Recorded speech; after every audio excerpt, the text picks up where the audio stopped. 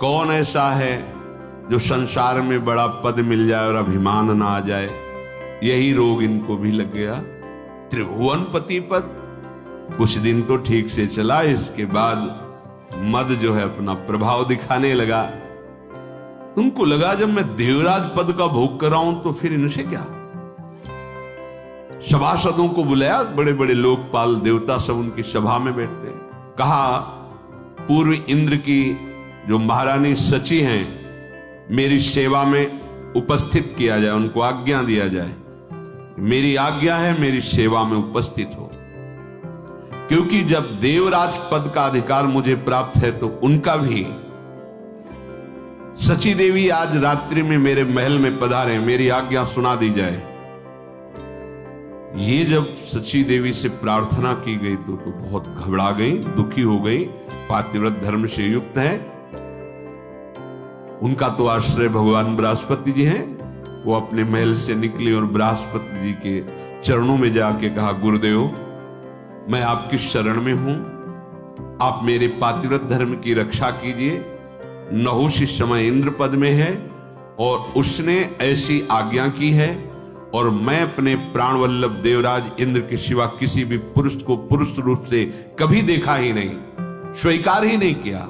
मैं एक पतिव्रता हूं और भगवान आपने भी मुझे सौभाग्यवती का आशीर्वाद दिया है, तो क्या मेरा ये दुर्भाग्य होगा।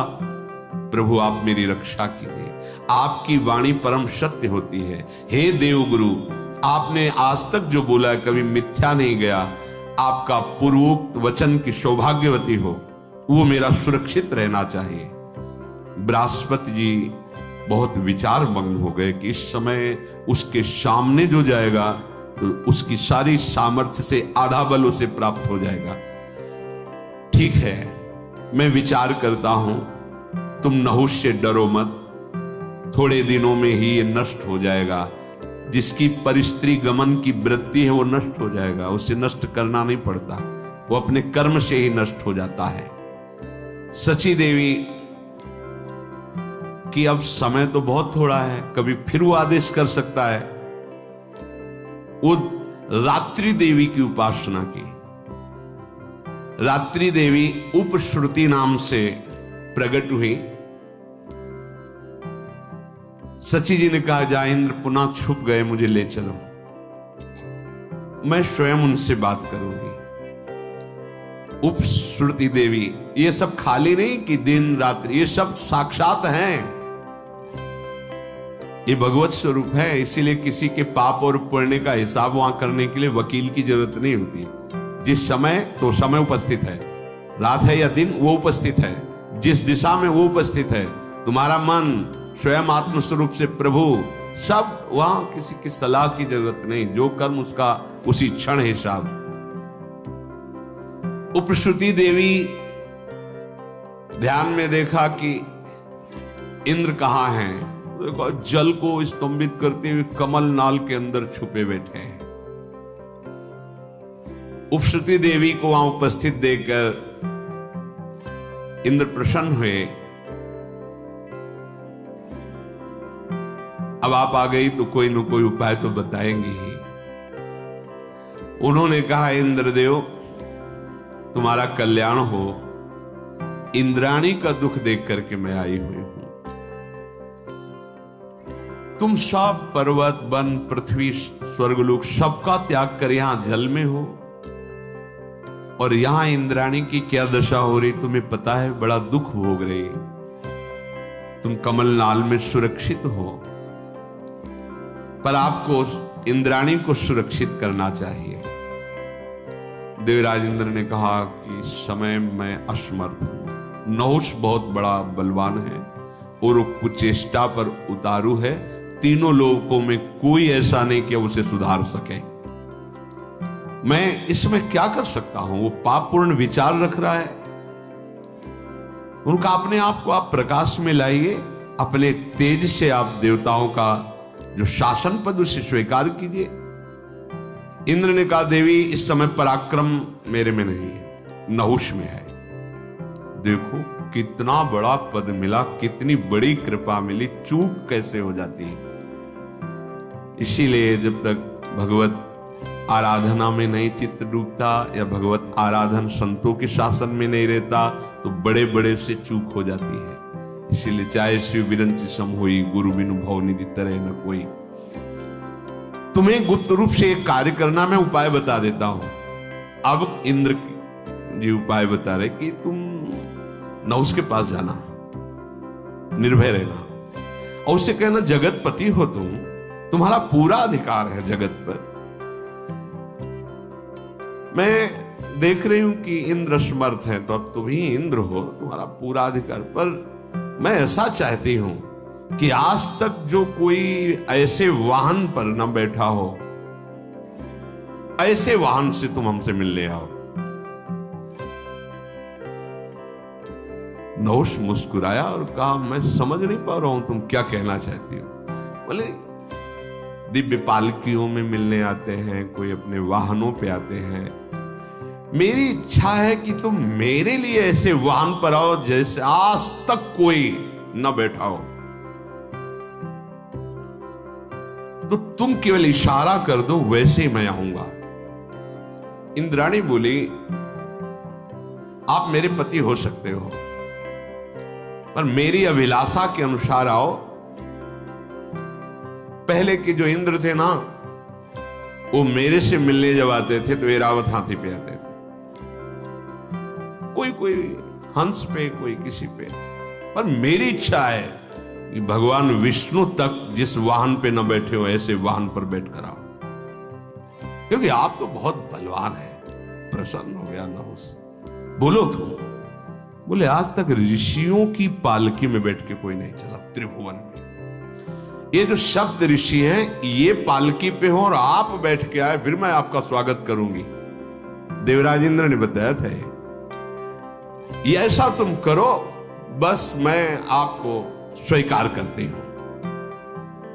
उसने कहा, ये कौन सी बात है, सब मेरे आदेश के अंतर्गत है। भूल गया, ये भारी अपराध करने जा रहा है। मेरे सामने कोई भी ऋषि ठहर नहीं सकता, क्योंकि उसकी आदि तपस्या बल मेरे पे आ जाता है। मैं जो आदेश करूंगा सब करेंगे। तुम जाओ अपने भवन में, और मैं सप्त ऋषियों की पालकी पे आ रहा हूं। कितना बड़ा अपराध। जो जगत बंदनी महापुरुष हैं, जिन्हीं के आशीर्वाद से इंद्रासन पद पे बैठा था, बुद्धि भ्रष्ट हो गई। ये देखो, जब परिस्थिति गमन किया जाता है तो बुद्धि का निर्णय गलत हो जाता है। बुद्धि बिगड़ गई, बुद्धि का बिगड़ जाना ही नाश है। कामा संजायते क्रोधा, क्रोधा स्मृति विभ्रमा, स्मृति भ्रंशात बुद्धिनाशो, और बुद्धिनाशात प्रणश्यति। बुद्धि का नाश ही सर्वनाश कहा जाता है। देवी, मैं तो तुम्हारा दास हूं, तुम जो आज्ञा करोगी वही करूंगा। सुंदर मुख वाली सची बाहर से मुस्कुराते हुए अंदर से कि अब तेरा नाश निश्चित है, क्योंकि जिन ऋषियों का चरणामृत इंद्र को भी पावन करता है, उन ऋषियों की पालकी पे बैठते ही तेरे सारे सुकृत नष्ट हो जाएंगे। जो मां नहीं मात पिता नहीं देवा, साधुन सन करवावे सेवा, जिनके ये आचरण भवानी, ते निश्चर समझानो प्राणी। हाँ, बहुत संभल कर संत महात्माओं के पास जाना चाहिए, बहुत संभल के, दैन्यता से। सारा सुकृत नष्ट हो जाएगा। अगर आप बैठ नहीं पाते तो खड़े रहो, 1 सेकंड में नमस्कार करो, निकल जाओ। बैठने की जरूरत है, वो तुम्हारे लिए कुर्सी लाके रखेंगे, तुम हो क्या। बस यही जहां भूल हो जाती है ना कि मैं अमुक पद में हूं, डालो कुर्सी डालो, तो डाल देंगे, भगवान के दास हैं, आसन बिछा देंगे, तुम्हारे आगे झुक जाएंगे। पर तुम जिनके बल पर पदाधीश बने थे, वो पुण्य तुम्हारे नष्ट हो जाएंगे, खोखले हो जाओगे। आए थे बलवान बनने के लिए, गए निर्बल होकर के। बहुत बहुत सावधान। महाराज दुष्यंत जब कर्ण जी के आश्रम में जा रहे थे, हमने पढ़ा उसमें, नंगे पैर छत्र हटा के, शीश की पाग हटाकर, एक केवल अंग रक्षक, वो भी प्रधान गेट तक वहीं छोड़ दिया, अकेले दैन्य भाव से, दीन होकर, राज चक्रवर्ती पोशाक पे नहीं, दीन होकर। ऐसे महापुरुषों द्वारा दिए हुए आसन को प्रणाम करके हट के बिना आसन के बैठना चाहिए। अगर उनके दिए आसन पर बैठ गए, क्षमता तुम्हारी नहीं है, तो सारे सुकृत नष्ट हो जाएंगे। जैसे देवती जी, मनु जी, शतरूपा जी जब करदम जी के आश्रम पर गए तो 3 आसन बिछाए। सम्राट पद पर भगवत स्वरूप है ये महाराज। आसन को प्रणाम किया, बैठ गए। शत्रुपा जी पर देहूती जी ने आसन को प्रणाम कर खाली आसन पे बैठे। देख लिया बुद्धि प्रवीण है, हमारी अर्धांगिनी पद के अधिकारी है। संत महात्माओं का स्वरूप बड़ा दैन्य होता है।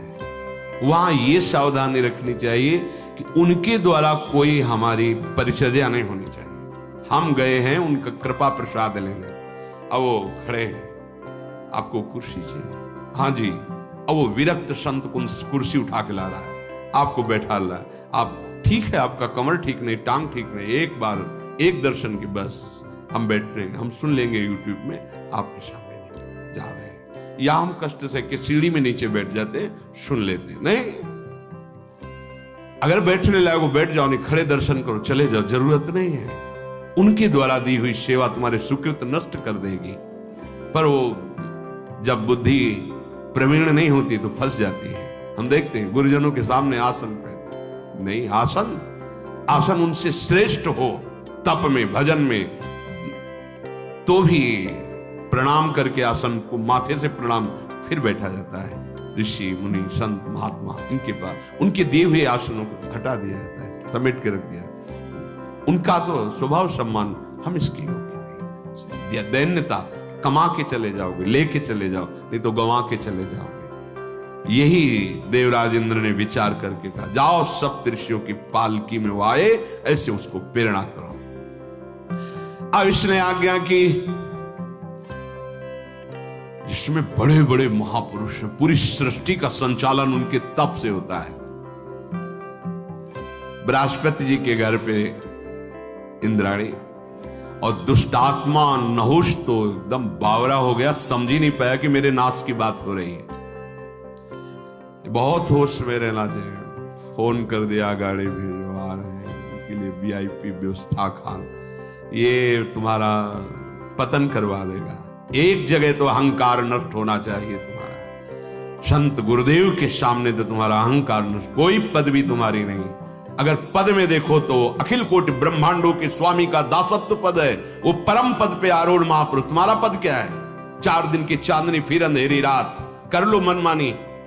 वो अगर दैन्यता से झुक रहे हैं, तुम्हारे मंगल के लिए झुक रहे नहीं, वो परम पद में विराजमान है। अखिल लोक चूड़ामणि अनंतेश्वरों के स्वामी भगवान के वो ऐसे दास हैं कि अजित भगवान उनके अधीन हैं। वो ये न समझो कि भिखारी है, साधु महात्मा है, कुछ दे ले लिया और अपनी पोजीशन, पहले आके अपनी पोजीशन, हम अमुक पद पे हैं, अमुक पद, तुम क्या पद में हो? हम परम पद के दासत्व से युक्त होकर तुम्हें वहीं ले जाने के लिए भगवान ने हमारे पास भेजा है, उसी परम पद का परिचय। तो दैन्य, अगर दैन्य नहीं तो कुछ नहीं। हम तो चरणामृत उतार के पिएंगे आपका, क्योंकि चरणों में श्री हरि का वास है, उनका धोवन हम पिएंगे। लेकिन आपका क्या होगा? आपकी स्थिति कहां है? सब खो के जाओगे और सोचोगे साधु दर्शन के बाद अशांति कैसी, ये कैसे विघ्न उपस्थित हो रहे हैं, क्योंकि खो दिए सब। लेने जाने वाले को बहुत सावधान, अपनी झोली मजबूत रखो और दृष्टि, कोई सेवा, कोई दोष ना होने पावे और कोई सेवा उनकी स्वीकार न करो। वो तो करेंगे सेवा, आप स्वीकार, बहुत बहुत चरणामृत प्रसाद और उनकी चरण रज माथे पे। नहुष से चूक हो गई, सप्त ऋषियों को पालकी में जोतने का आदेश कर। बस जीवन में ध्यान रहे, आगे का चरित्र तो फिर सुनिए। जीवन में ध्यान रहे, कभी ऐसी हमारी बुद्धि भ्रष्ट ना हो जाए कि जो जिनके द्वारा हमारा परम मंगल होना, उनके द्वारा हमारा अहंकार पुष्ट होने लगे। इस पर सावधान हो जाना। अगर गुरुजन तुम्हारी प्रशंसा करने लगे तो एकांत में तुम्हें रोना चाहिए, जलना चाहिए कि कोई अपराध बन गया। अरे नहीं नहीं नहीं, जिनकी वाणी और कृपा दृष्टि से मेरा अहंकार नष्ट होना चाहिए था, वहां ये पुष्ट हो रहा है। अब तो मेरी दुर्गति हो जाएगी अगर ये प्रशंसा करेंगे, ये शासन करें तो नाच देना, नाच पड़ना चाहिए। आप कोई बिगाड़ नहीं सकता, क्योंकि इनकी करुणा दृष्टि हम पर है।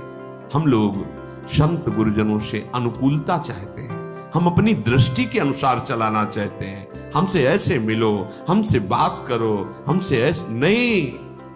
हम देखें अपने हृदय में सोचकर, दैन्य भाव से रहो। जो तुम्हारे हृदय की बात है वो तुम्हें सुनने को मिल जाएगी, वो तुम्हारी भावना की पूर्ति हो जाएगी, कामना की पूर्ति हो जाएगी। करोड़ों कल्प तरु भगवत प्रेमी महात्माओं के समान नहीं हो सकते, क्योंकि उनकी करुणा कृपा भगवान से मिलाती है। कल्प तरु तो लौकिक विषयों को देता है, केवल भाव शुद्ध हो जाए। बड़ी चूक हो गई, इतनी बड़ी पदवी, इतना बड़ा तप यज्ञ करने वाला महापुरुष नहुष चूक हो गई। ऋषियों को पालकी में जोत दिया। निंदनीय कर्म, महानिंदनीय कर्म।